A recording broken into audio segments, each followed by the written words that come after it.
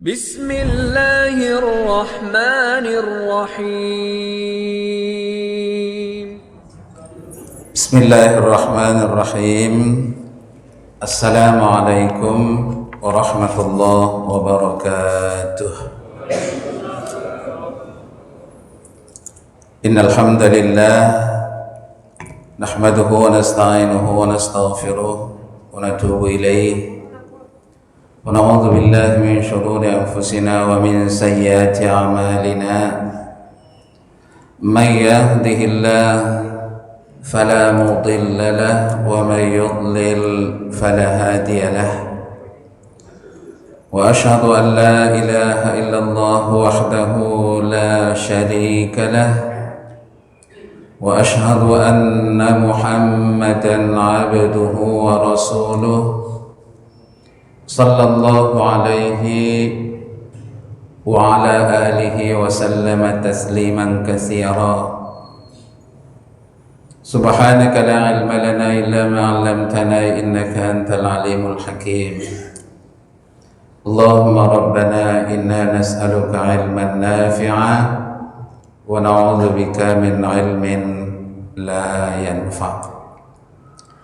إخوة الإيمان عزني وعزكم الله. Alhamdulillah, kita bersyukur kepada Allah atas segala limpahan rahmat, karunia, hidayah, taufiknya. Dengan izinnya, kesempatan ini kita masih dapat bertemu, bermuajah kembali. Salawat beriring salam semoga tercurah kepada Nabi kita Muhammad sallallahu alaihi wasallam, keluarganya, sahabatnya dan pengikutnya hingga yaumul akhir. Topik kita kali ini menyangkut prinsip hidup seorang muslim.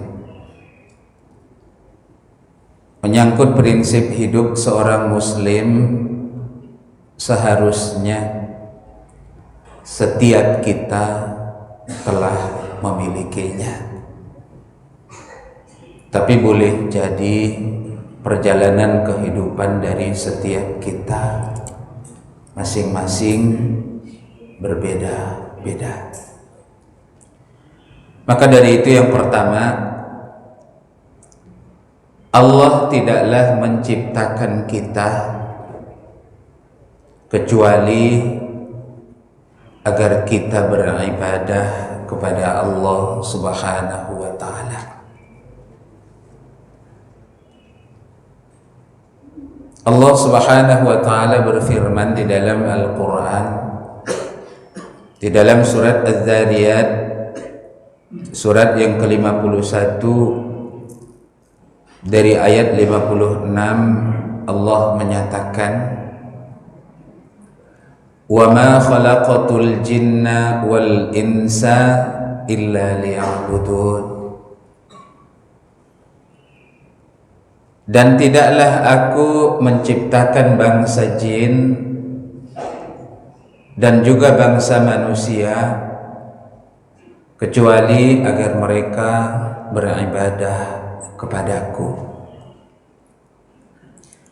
Jadi Allah Subhanahu wa ta'ala sudah menyatakan bahwa kita tidak akan diciptakan kecuali hanya untuk ibadah kepada Allah Subhanahu wa ta'ala.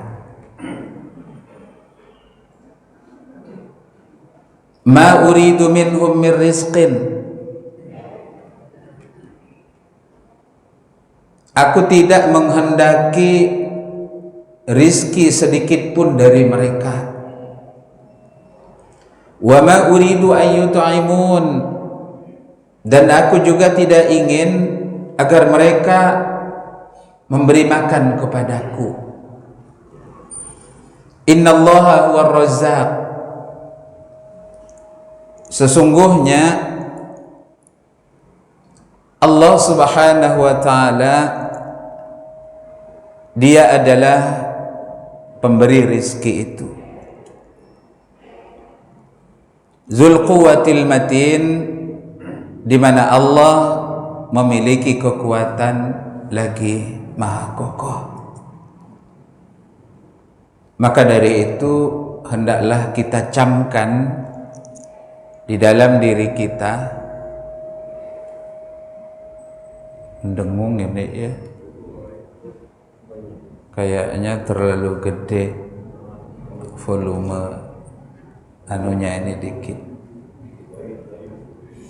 Maka dari itu agar setiap kita melakukan segala sesuatu dengan nilai ibadah kepada Allah Subhanahu wa ta'ala. Maka dari itu seharusnya tidak ada yang berantem suami istri. Seandainya setiap orang mengakui bahwa dia beribadah kepada Allah Subhanahu wa ta'ala.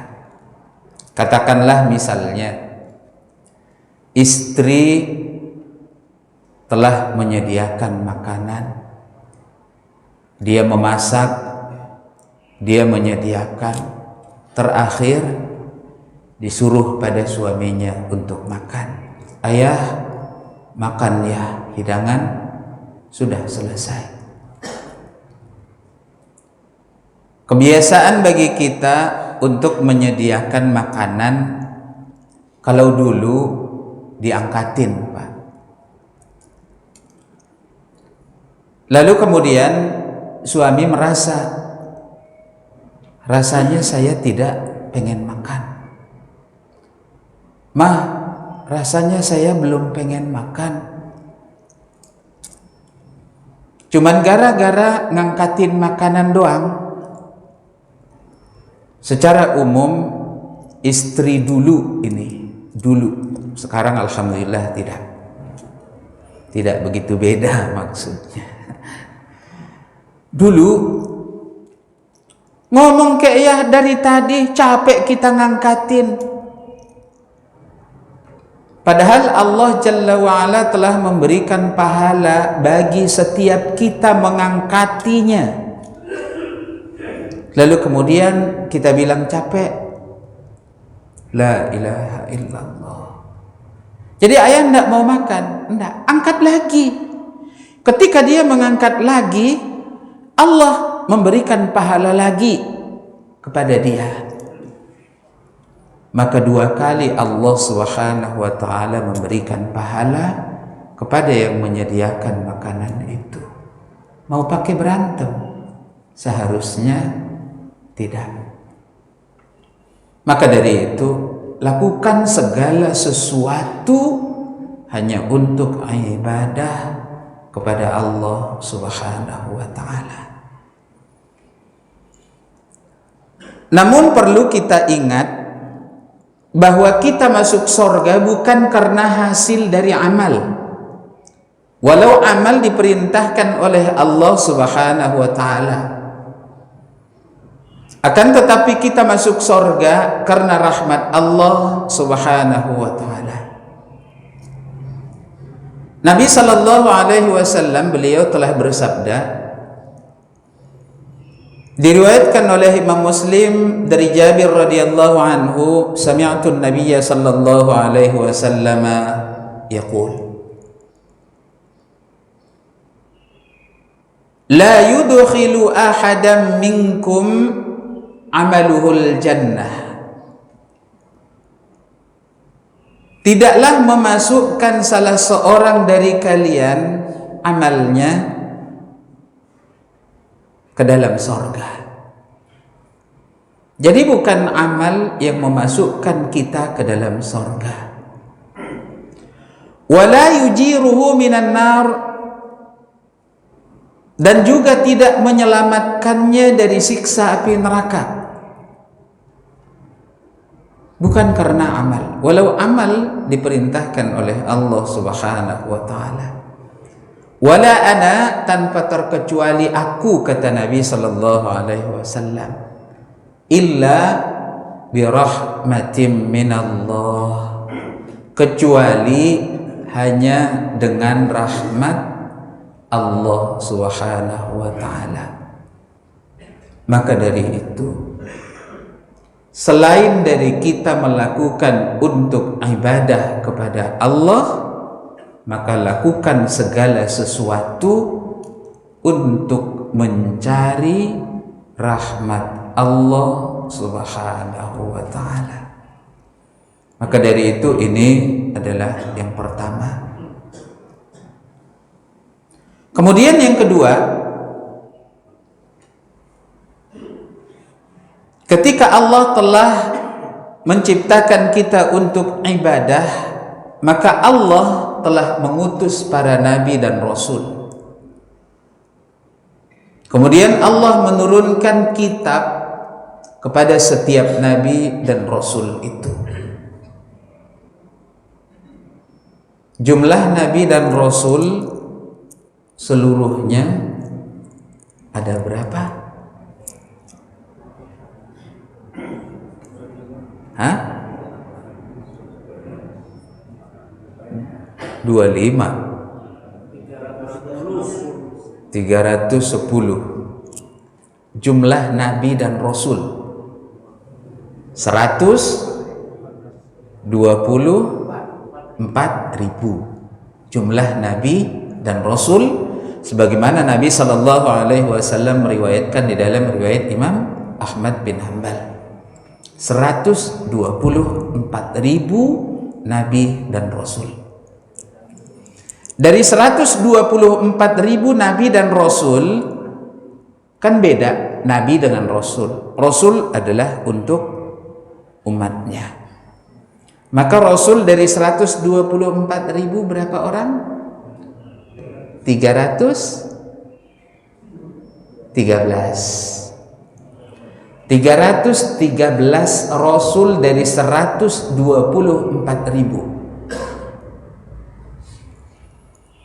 Kemudian dari 124.000 ada 25 nama nabi dan rasul yang namanya diabadikan di dalam Al-Quran. Lalu kemudian dari 25 nama nabi dan rasul ada 5 nama nabi dan rasul yang disebut dengan nama ulul azmi, kesabarannya yang sangat luar biasa. Pertama Nabi Allah Nuh, yang kedua Nabi Allah Ibrahim, ketiga Nabi Musa, keempat Nabi Isa, kelima Nabi sallallahu alaihi wasallam. Maka nabi dan rasul itu telah diutus oleh Allah. Lalu kemudian Allah menurunkan kitab kepada mereka. Allah Subhanahu wa taala menyatakan di dalam Al-Qur'an, di dalam surah An-Nahl ayat 36, "Wa laqad ba'atsna fi kulli ummatin rasulan." Dan sungguh kami telah mengutus bagi setiap umat itu ada rasulnya. Maka rasul yang diutus kepada kita adalah nabi terakhir, rasul terakhir, Nabi Muhammad sallallahu alaihi wasallam. Lalu kemudian Allah telah menurunkan kitab suci kepada nabi dan rasul, yaitu Al-Qur'an. Dan Al-Qur'an itu juga sudah sampai kepada kita. Yang jadi masalah, kita udah baca atau belum kitab suci Al-Quran itu. Itulah yang jadi masalah bagi kita. Dakwah mereka sama dari Nabi Allah Adam alaihi salam sampai kepada Nabi Muhammad sallallahu alaihi wasallam. Apa dia? An ya'budullaha,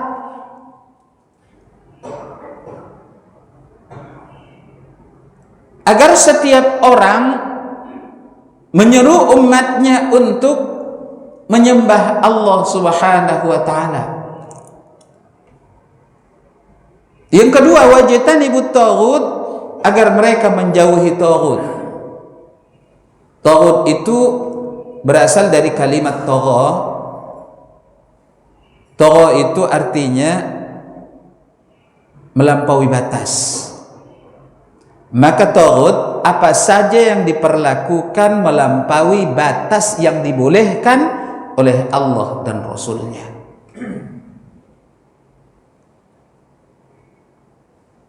Maka dari itu Allah Subhanahu wa ta'ala telah mengutus Rasulullah sallallahu alaihi wasallam kepada kita.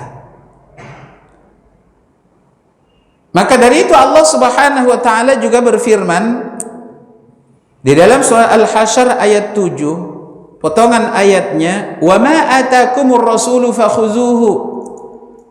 Dan apa saja yang datang kepada kalian dari Rasul sallallahu alaihi wasallam, maka ambil kalian. Maka dari itu hendaklah setiap kita melaksanakan apa saja yang sudah disampaikan oleh Nabi sallallahu alaihi wasallam, baik dari Al-Qur'an atau dari hadis Nabi sallallahu alaihi wasallam.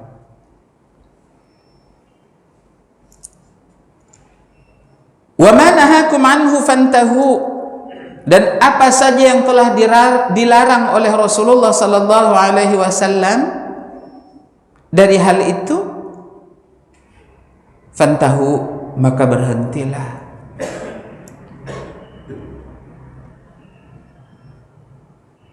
Wattaqullah, bertakwalah kalian kepada Allah. Maka dari itu Nabi sallallahu alaihi wasallam bersabda di dalam riwayat Imam Muslim dari sahabat Abu Hurairah radhiyallahu anhu, "Idza amartukum bi amrin faf'alu minhu mastata'tum." Apabila aku menyuruh kalian melakukan satu urusan, maka lakukan kalianlah yang aku suruh itu semampu kalian. Wa ma nahaitukum anhu, dan apa saja yang aku telah melarangnya dari kalian, fajtanibu, maka hendaklah kalian menjauhinya.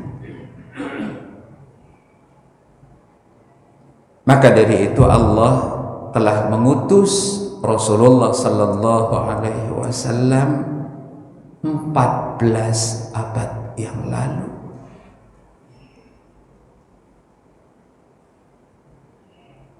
Kemudian yang ketiga, setelah Allah menciptakan kita lalu mengutus para nabi dan rasul kepada kita, kemudian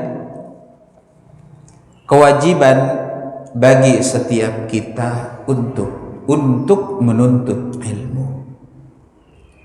Tentu ilmu yang dimaksud adalah ilmu agama.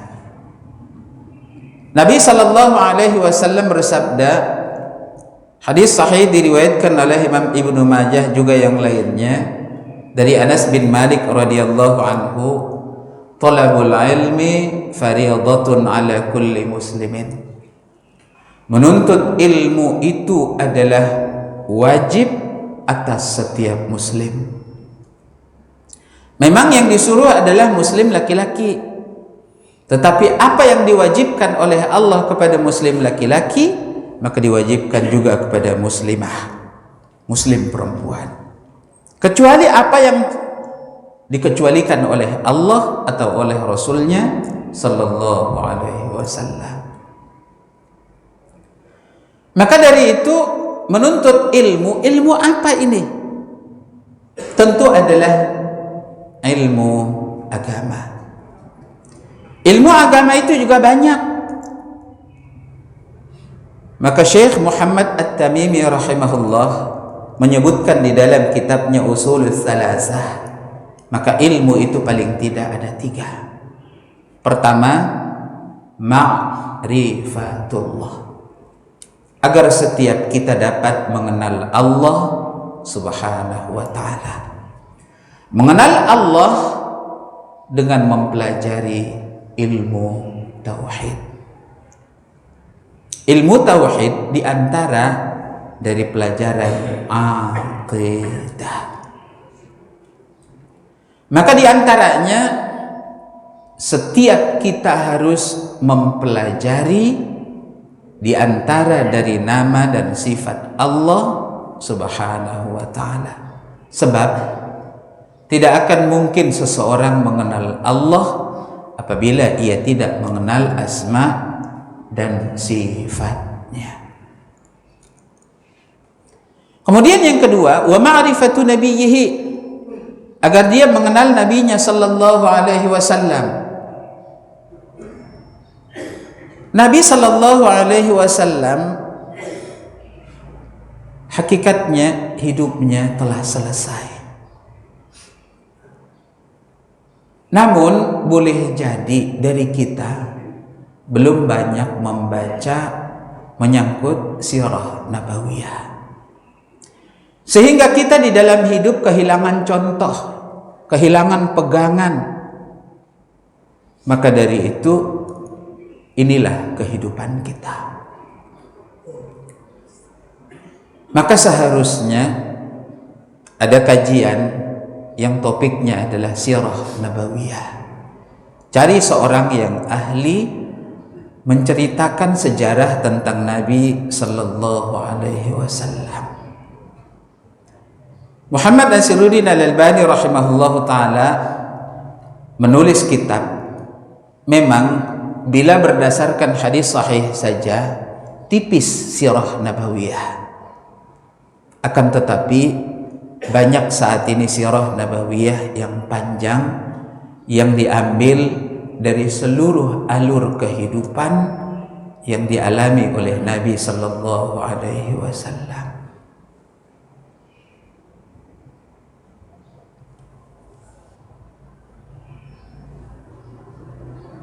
Maka dari itu,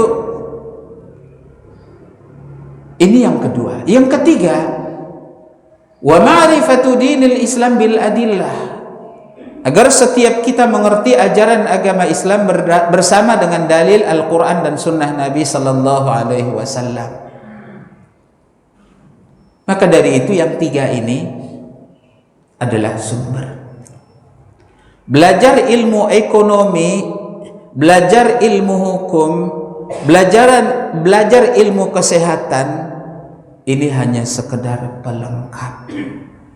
Hanya sekedar pelengkap. Akan tetapi boleh jadi inilah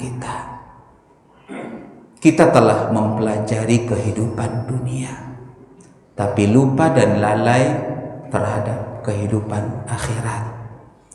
Allah Subhanahu wa taala telah menyinggung di dalam surat Ar-Rum pada ayat yang ke-7, ya'lamuna zahiran minal hayatid dunya, mereka hanya mengetahui yang lahiriah dari kehidupan dunia. Ahli ekonominya sampai S3, bahkan sampai bergelar profesor. Ahli hukumnya bahkan sampai bergelar profesor. Ahli kesehatannya sampai profesor, Pak. Wa hum 'anil akhirati hum ghafilun. Akan tetapi mereka menyangkut ilmu akhiratnya, mereka melalaikannya.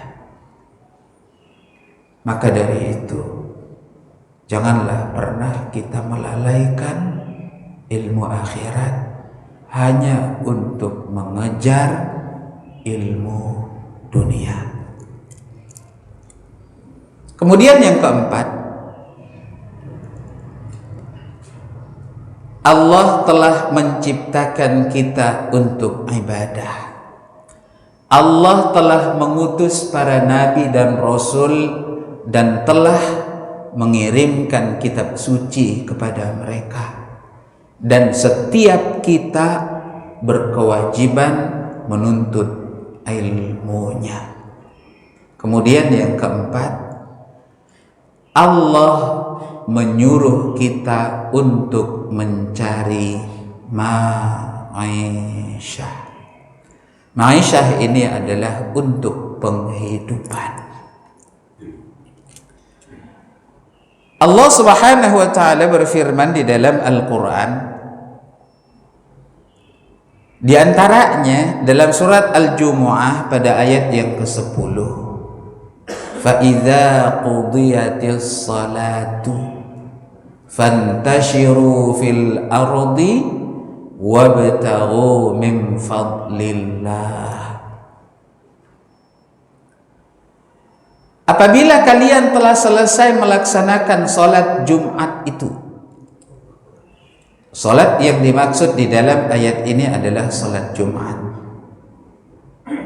Fantashiru fil ardi, bertebaranlah kalian di muka bumi, wabtaghu min fadlillah, cari kalianlah karunia dari Allah Subhanahu wa taala. Hari Sabtu di antara dari hari-hari besar orang Yahudi. Orang Yahudi tidak boleh bekerja pada hari Sabtu. Orang Yahudinya ada di Indonesia? Ada enggak? Hah? Banyak. Kalau banyak, ada enggak tempat ibadahnya?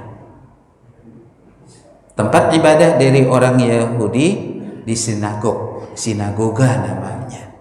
Sinagognya ada di Indonesia? Hah? Tidak ada? Ada dua. Sinagognya ada dua. Yang pertama di Jawa Timur, Surabaya. Yang kedua di daerah Goa, Sulawesi. Cuman dua doang.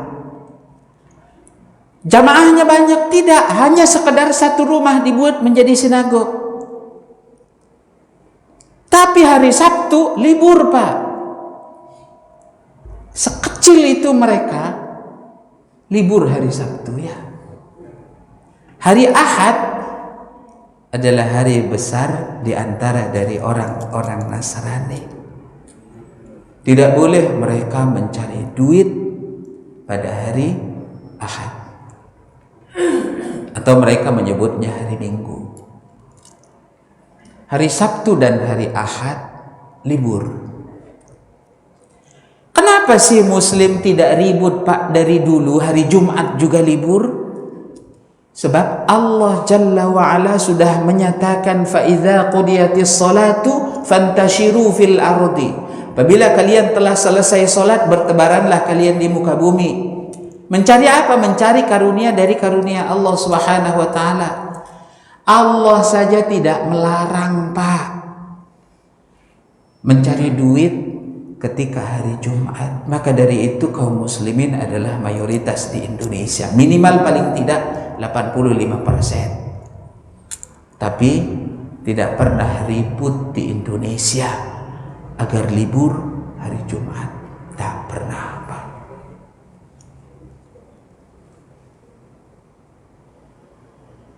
Jadi senantiasa harus mencari ma'isyah.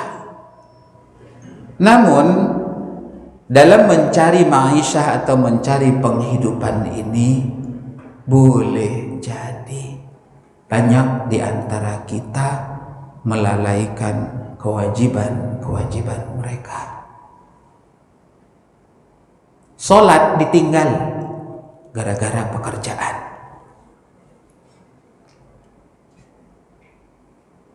Taklim ditinggal, Pak,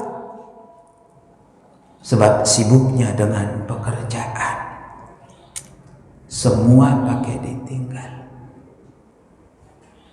Nabi sallallahu alaihi wasallam bersabda di dalam riwayat Imam Ibnu Majah, dinyatakan sahih dalam Sunan Imam Ibnu Majah dari sahabat Abu Hurairah radhiyallahu anhu, bahwa Nabi sallallahu alaihi wasallam meriwayatkan dari Allah Subhanahu wa taala. Maka hadis ini adalah hadis qudsi. Ya ibna Adam, wahai sekalian manusia, tafarragh li'ibadati, luangkan kalianlah waktu untuk beribadah kepadaku. Kalau kita meluangkan untuk ibadah kepada Allah, minimal paling tidak ada dua yang kita dapatkan. Pertama, amla'u sadraka ghinan. Aku akan penuhi dadamu dengan kekayaan. Kekayaan bukan tujuan utama Nabi sallallahu alaihi wasallam. Maka Nabi sallallahu alaihi wasallam dapat menjaga dirinya dari awal dakwah sampai Rasulullah sallallahu alaihi wasallam wafat. Maka ketika Nabi sallallahu alaihi wasallam wafat, Nabi tidak meninggalkan apapun kepada ahli warisnya. Padahal Nabi sallallahu alaihi wasallam meninggalkan satu putri, Fatimah radhiyallahu anha. Yang kedua, Nabi sallallahu alaihi wasallam meninggalkan 9 orang janda ketika Nabi sallallahu alaihi wasallam wafat. Tapi Nabi tidak meninggalkan harta waris sedikit pun. Maka Nabi sallallahu alaihi wasallam sudah menyatakan, "Laisal ghina an kasratil 'arad." Bukanlah orang kaya orang yang memiliki harta apa saja. Bukan itu orang kaya. Walakinnal ghina ghinan nafsi, akan tetapi orang kaya yang sesungguhnya adalah yang kaya jiwanya. Maka dari itu Nabi sallallahu alaihi wasallam tidak meninggalkan harta warisan. Lalu kemudian Nabi sallallahu alaihi wasallam apakah orang miskin? Tidak. Bukan Nabi sallallahu alaihi wasallam orang miskin. Nabi sallallahu alaihi wasallam apabila ia berdoa, tiang Pak didoakan bisa jadi emas. Tapi apakah Nabi memintanya? Tidak.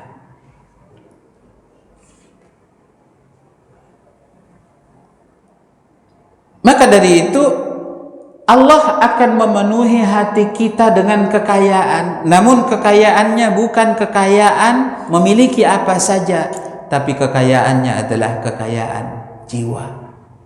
Nabi sallallahu alaihi wasallam menyatakan, wa qanna'ahu Allahu bima atah. Allah yang menjadikannya qanaah dengan apa yang diberikan oleh Allah kepada dia. Kalau bahasa kita menerima apa adanya. Yang kedua, wa asudda faqraka. Aku akan menutupi seluruh kefakiranmu. Kalau ditanya, Pak, Anda sudah berangkat haji? Alhamdulillah sudah. Anda punya mobil? Alhamdulillah sekedarnya ada. Anda punya rumah? Alhamdulillah ada. Kalau begitu Anda orang kaya dong. Pinjam dong duitnya. La ilaha illallah.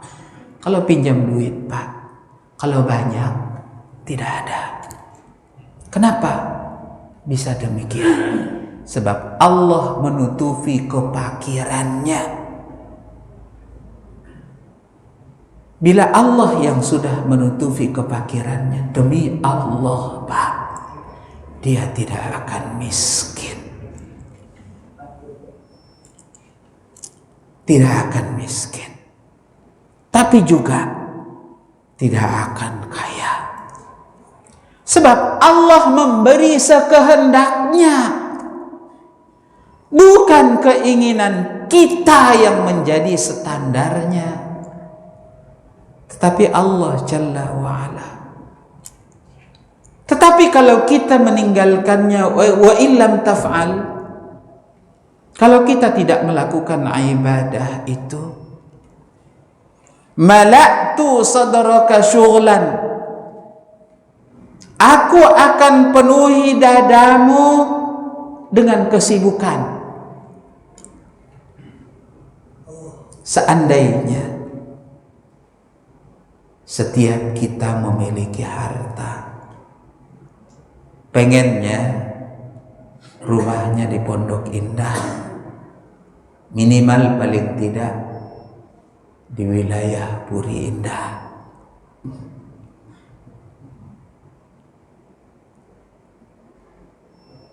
Lalu kemudian suaminya seorang ahli, dia menikah dengan seorang istri juga adalah seorang ahli dengan keahlian yang berbeda. Suaminya pergi ke Malaysia, istrinya pergi ke Singapura. Rumahnya di Pondok Indah. Enak hidup begini? Apa enak Pak hidup begini? Pekerjaan yang misah. La ilaha illallah. Suami dengan kesibukan, istri dengan kesibukan, rumah ditinggal, tempatnya adalah pembantu atau asisten rumah tangga.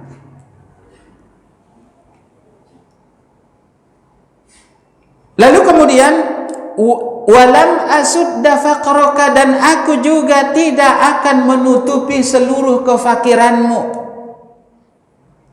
Sekalipun Pak, dia menguasai jalan tol di DKI,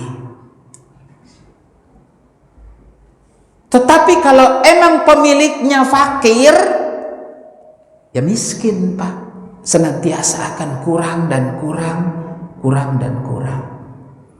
Namun alhamdulillah, penguasa tol DKI kan anak angkat dari Buya Hamka. Beliau mantan Cina yang dimasukkan oleh Buya Hamka masuk Islam. Alhamdulillah, semoga beliau istiqomah sampai akhir hayatnya. Maka dari itu, tafarragh li'ibadati, luangkanlah waktu untuk ibadah kepada Allah Subhanahu wa ta'ala.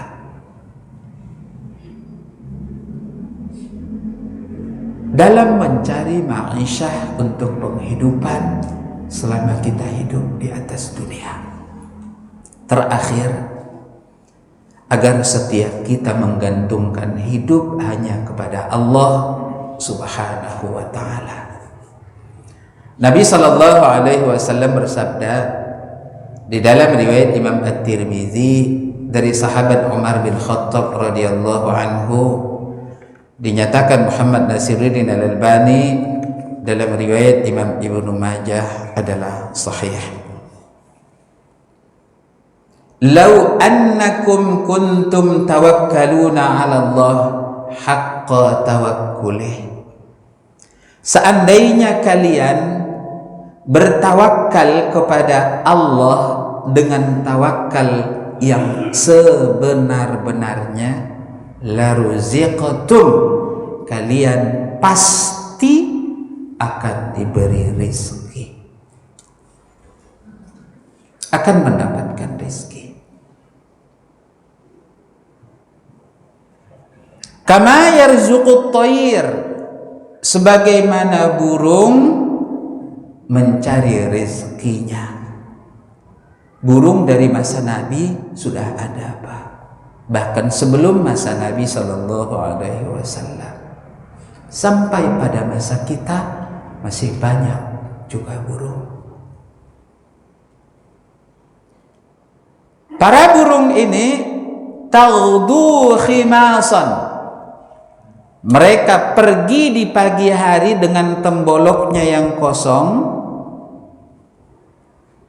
wataruhu bitanan, namun mereka pulang ke tempat tidurnya dengan temboloknya telah berisi. Burung, mereka bertawakal kepada Allah. Burung tidak pernah mikir mau makan apa besok, apalagi tahun depan Pak. Tidak ada.